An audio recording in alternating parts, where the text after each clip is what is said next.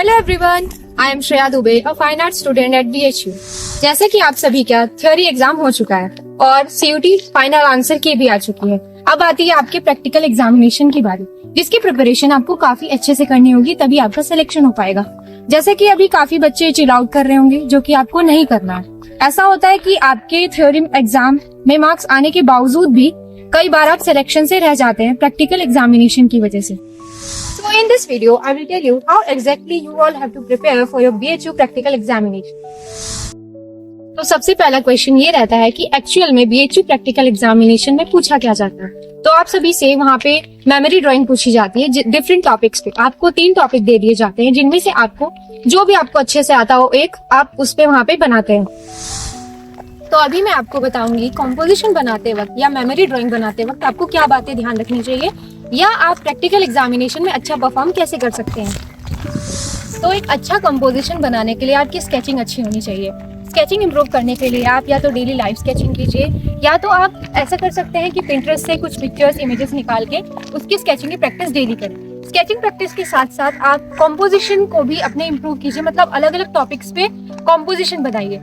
मैं आपको इस वीडियो में कंपोजिशन के कुछ टॉपिक्स भी सजेस्ट कर दूंगी, जिन पे आप डेली कंपोजिशन प्रैक्टिस कर सकते हैं, जो कि आपके लिए आसानी रहेगा कि मतलब आपको टॉपिक्स ज़्यादा ढूंढने नहीं पड़ेंगे और आप इजीली उन सभी पे प्रैक्टिस कर सकते हैं, जो कि ऐसा हम एस्टिमेट कर सकते हैं कि वो एग्जाम में आ सकते हैं। तो अभी हम बात करेंगे कंपोजिशन के रूल्स पर, कि जब आप कंपोजिशन बनाए कोई भी तो आपको क्या क्या बातें ध्यान रखनी है। तो सबसे पहला मेन पॉइंट ये आता है कि उसमें 3 फिगर्स कंपलसरी होती है, मतलब आपको 3 फिगर बनाने ही बनाने हैं। जैसे कि मैं अगर अपना कंपोजिशन का एग्जांपल लेती हूँ, जो मैंने एग्जाम में बनाया था, मैंने मार्केट सीन बनाया था, जिसमें कि मैंने 2 वुमेन और एक चाइल्ड को दिखाया था, जो कि 3 फिगर्स आ ही गए उसमें। ऐसे ही आपको करना है, जब भी आप कोई भी कंपोजिशन की प्रैक्टिस करेंगे उसमें आप 3 फिगर बनाइए ही बनाइए।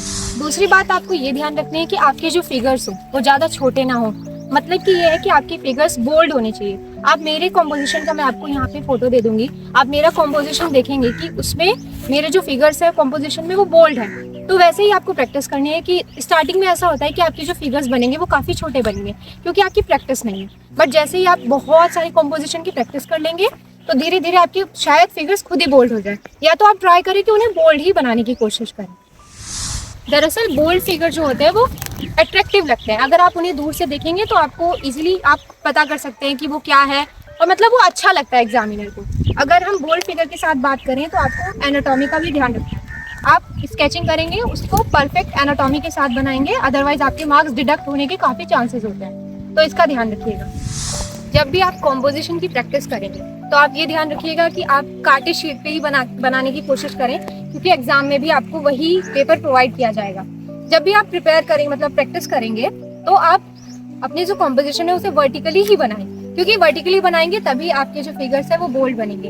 अगर आप उसे हॉरिजॉन्टली बना देंगे तो वो फिगर्स छोटे हो जाएंगे, जिससे कि एग्जामिनर को उतने अपीयरिंग नहीं लगेंगे, उतने एक्सप्रेसिव नहीं लगेंगे। अगला क्वेश्चन ये आता है कि आप जो प्रैक्टिस करेंगे अपना कंपोजिशन किस मीडियम में करेंगे। तो आपके लिए सबसे ज़्यादा प्रेफरेबल जो है वो वाटर कलर है। जो एग्जामिनर होते हैं वो मेनली मतलब वाटर कलर कंपोजिशन को ज़्यादा अच्छा मानते हैं, तो आप लोग उसी में प्रैक्टिस करें, उसी में बनाएं, वो ज़्यादा अच्छा रहेगा। मतलब मैंने भी अपना कंपोजिशन वाटर कलर में ही प्रैक्टिस किया था। कुछ लोग चाहते हैं पोस्टर कलर में बनाना, बट वो काफ़ी डिफिकल्ट हो जाता है। वाटर कलर को आप इजीली प्रैक्टिस करेंगे तो वो अच्छे से आपको आ जाएगा। जब भी आप कंपोजिशन बनाएंगे तो उसमें आपको पर्सपेक्टिव का भी ध्यान रखना होता है। कई बार आपके सामने पर्सपेक्टिव वाले कंपोजिशन भी आ जाते हैं, जैसे कि अगर आपको स्ट्रीट सीन दे दिया या आपको रेलवे स्टेशन दे दिया, जिसमें आपका पर्सपेक्टिव बहुत इंपॉर्टेंट हो जाता है, तो आप उसको भी ध्यान में रख के प्रैक्टिस कीजिएगा।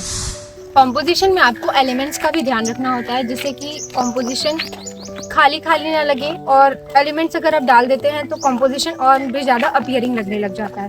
तो जैसे आप डिफरेंट एलिमेंट्स जैसे कि स्टोरेज बॉक्स हो गया, डॉग हो गया, डस्टबिन हो गया, इन सब का यूज़ करके कंपोजिशन को और भी अपीयरिंग बना सकते हैं। ऐसा होता है कि एग्जामिनर को और भी ज़्यादा एक्सप्रेसिव लगते हैं वैसे कंपोजिशन, तो आप वैसे ही प्रैक्टिस कीजिए जैसे मैंने आपको बताया।